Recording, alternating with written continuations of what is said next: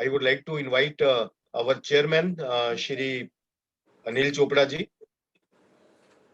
Shri Anil Chopra ji is a chartered accountant with over 40 years of multidisciplinary experience, specializing in income tax, corporate law, finance, and foreign collaborations. He is founder and managing partner at Diwan PN Chopra and Company, one of the most progressive companies in India. So I will not take much time because we have a paucity of time and we have to manage the all the speakers. So I invite Shri Anil Chopra ji, our chairman of the Economic Affairs Committee, for his viewpoint on the stimulating the growth trajectory of the country and the way forward, and the expectations from the government and the efforts of the trade and industry to move forward to become once again visible in the global charts with the highest growth in the top 10 economies in the world economic system. Shri Chopra ji, please.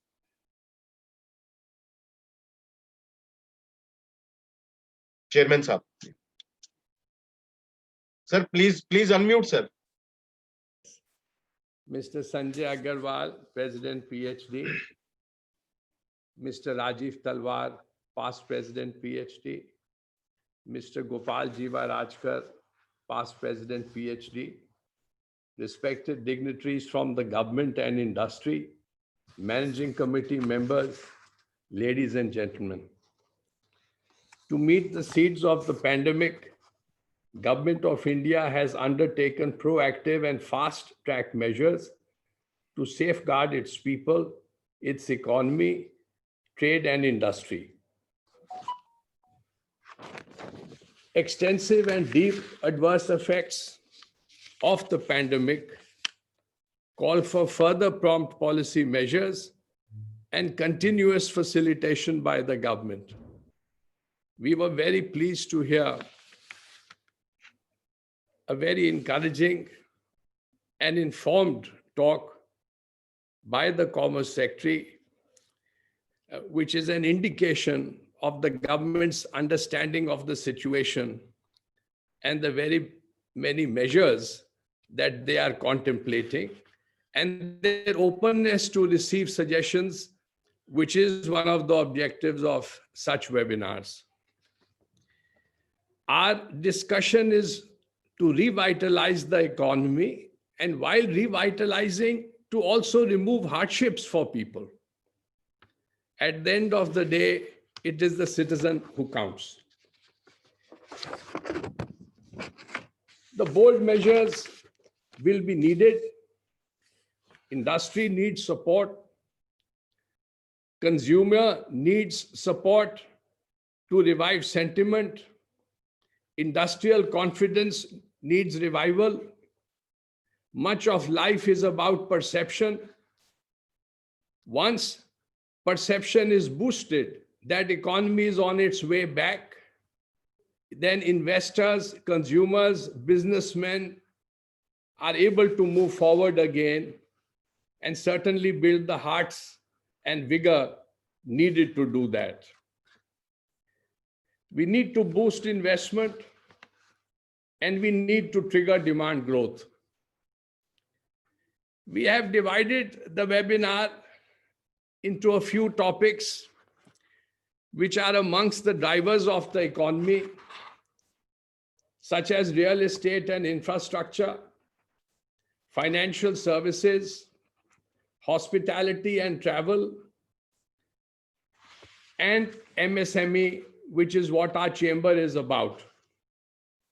We have extremely learned speakers to follow who will share their real-time practical expertise and experiences as to what needs to be done for this revival, for removing hardship, and what are the actual constructive, positive wants, the realistic wants of our members and of industry.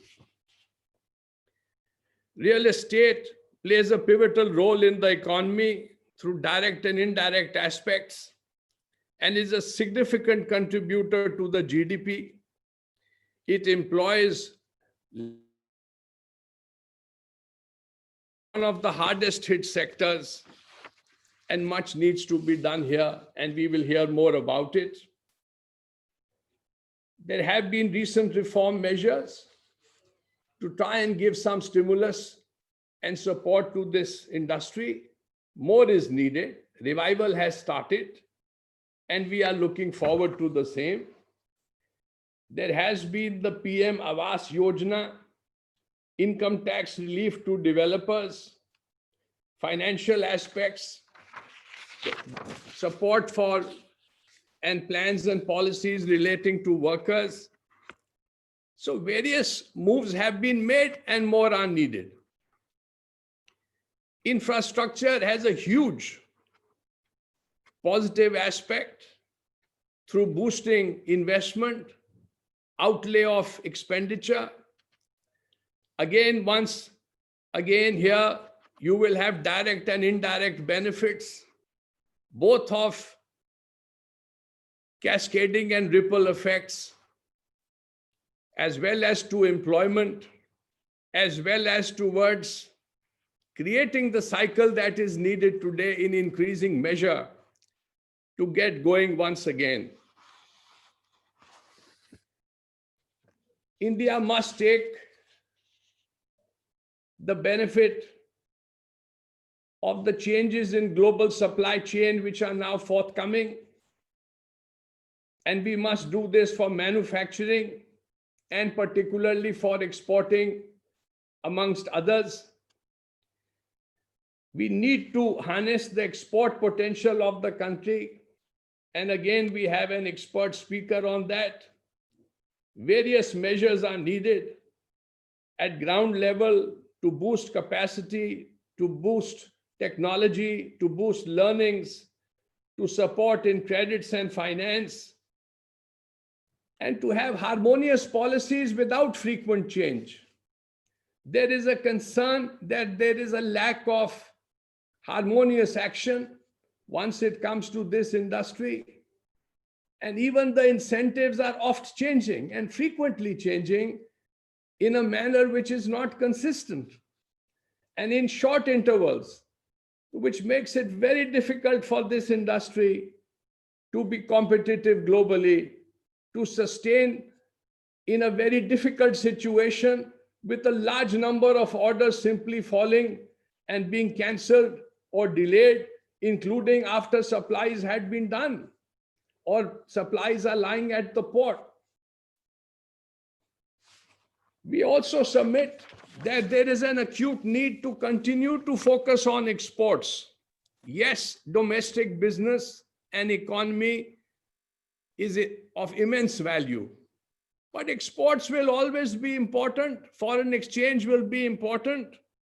The world is not going to deglobalize. Business will go where there is quality, where there is a cost advantage, because that is what business is about, and that is where the advantage is, and business is done to take benefit of those advantages. We do not have an adequate, enhanced purchasing power of the people yet. We have large numbers, we have purchasing, but then there are limitations to it. It will keep growing, and that is the intent. We have advantage in being labor intensive. There is a cost arbitrage. There are skill sets.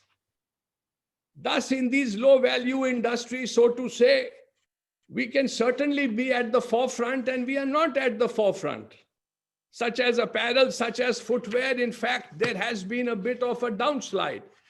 And we need to make a comeback. We need to compete with China.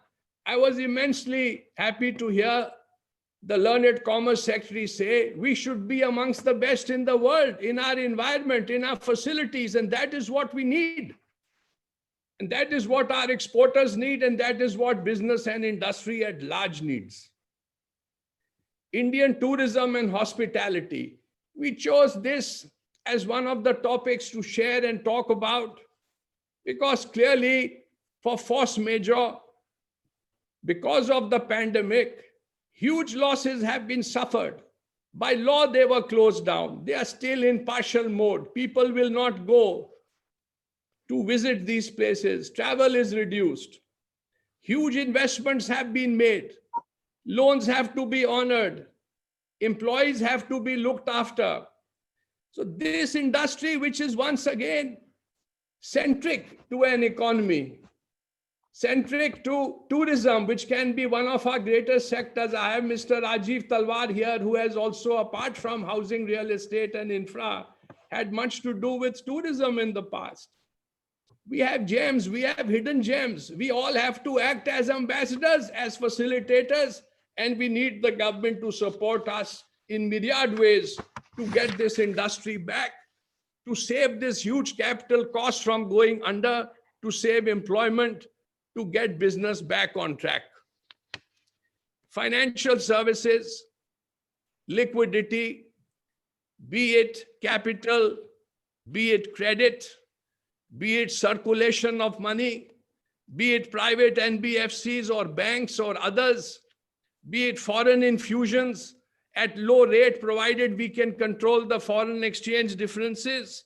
Once again, it is one of the backbones of the economy, and we have a great speaker in it, in one of the stalwarts of this industry who will follow. MSMEs are amongst the largest players in industry, in trade, in business, and they are the ones who are hurting the most. They simply do not have the resources to meet the situation, especially if their industry is in particular distress.